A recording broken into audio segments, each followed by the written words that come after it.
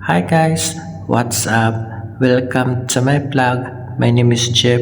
Meron tayong fritong fish lapu-lapu Indian version.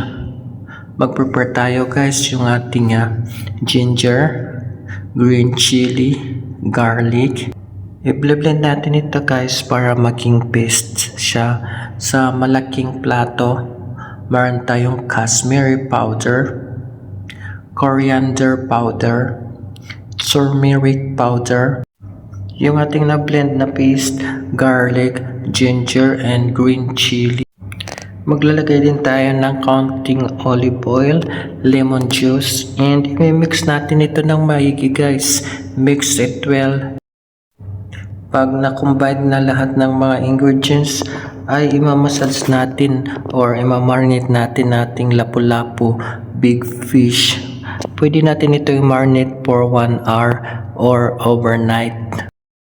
Hinugasan natin ng maiging ating fish lapu-lapu at nilagyan natin ito ng salt and pepper para magkalasa bago natin ito i-marinate for 1 hour or overnight.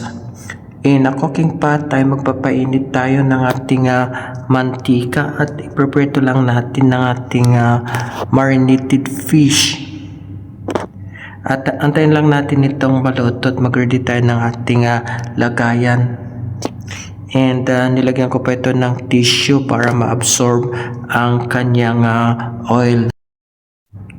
The best talaga ito guys na Indian na fish fry. So napakasarap nito at medyo maanghang pa. Luto na ito guys. At ready to serve ng ating masarap na ulam. Tingin pa lang guys ay napakayami na ito. Gagawa tayo ng ating fruits and vegetable juice. Mag-prepare tayo ng konting ginger, lemon juice, celery, cucumber. Meron pa itong masarap na green apple, fresh mint leaf, and mineral water.